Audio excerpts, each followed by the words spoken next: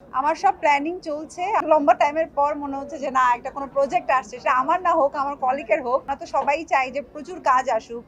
আজকে ওর premiere show হচ্ছে, কালকে আমারটা হবে, কালকে আরেকজনেরটা হবে। অনেকগুলো ছবি আমি যতটুকু জানি আটকে আছে।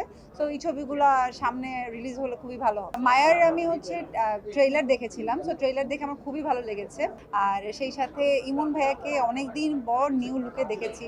তো এইটা একটা বিষয়। এবং আমি ফার্স্ট ট্রেইলার দেখে ইমন ভাইকে ফোন করে বলেছিলাম যে তোমাকে একদম অন্যরকম লাগছে। সো আই হোপ যে এই কাজটা খুব ভালো হবে। এবং সারিকাকেও নতুন রূপে দেখেছি। আর এই কারণেই আসলে তিনটা মানুষই আমার খুব কাছের, যার জন্য আর এবং ট্রেইলার এত বেশি ভালো লেগেছে যে আজকে প্রিমিয়ার শোতে আমি মিস করতে চাইনি। সো আমার কাজ ছিল, সেখান থেকে আমি তাড়াতাড়ি চলে এসেছি যে আজকে এই শোটা আমি দেখব। আমার সব প্ল্যানিং চলছে। আই হোপ যে যে প্রজেক্টটা মোটামুটি রেডি হয়েছে সেটা ডিসেম্বর থেকে হয়ে যাবে। আর দিগন্তে ফুলের আগুন আমাদের ডাবিং এভরিথিং সব কমপ্লিট।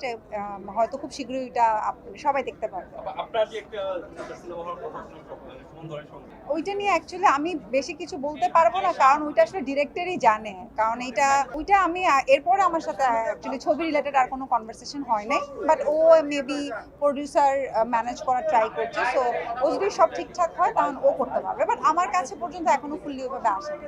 আমরা চাই যে হ্যাঁ, একটা লম্বা গ্যাপ হয়েছে যেখানে ঈদের পরে লম্বা টাইমে আসলে আমাদের কোনো ছবি আসে নাই এখনো। এই যে আজকে প্রিমিয়ার শোতে এসে আপনাদের সবাইকে দেখে ভালো লাগছে, কারণ একটা লম্বা টাইমের পর মনে হচ্ছে যে না একটা কোনো প্রজেক্ট আসছে। সেটা আমার না হোক, আমার কলিগের হোক। সো সেটাই ভালো লাগার বিষয় যে আমরা তো সবাই চাই যে প্রচুর কাজ আসুক। আজকে ওর প্রিমিয়ার শো হচ্ছে, কালকে আমারটা হবে, কালকে আরেকজনেরটা হবে। তো সবাই আমরা একজন আর্টিস্টের পাশে থাকবো, তার কাজ দেখতে যাব। সো আশা করি যে সামনেও এই ছবি, যেই অনেকগুলো ছবি আমি যতটুকু জানি আটকে আছে।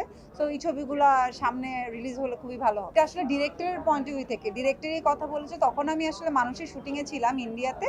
সো ওই সময় আসলে আমার কাছে ফোন আসে এবং আমাকে ফোন করে জাস্ট নর্মালি বলে যে তোমার ডিরেক্টর আমার সামনে আছে এবং আসলে এই গল্প না করে আমরা ওনাকে শেয়ার করছি যে আরও অনেক গল্প। সো আমার সাথে জাস্ট এই একটা দুইটা লাইনে কথা হয়েছে। এই দেন আমি বললাম ওকে ফাইন। এরপরে আসলে এই প্রজেক্ট নিয়ে আমার সাথে কোনো আর কথাই, ডিরেক্টরের সাথে আবার কোনো কনভারসেশন।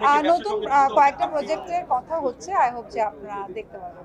পরপর আমি দুটো প্রজেক্ট কাজ করলাম। আই হোপ হ্যাঁ সামনে অবশ্যই হয়তো দেখা যেতে পারে। কোনো গল্পে মনে হয় যে না আমি চাই ক্যারেক্টারে, সো ডেফিনেটলি ও আমাকে বলবে।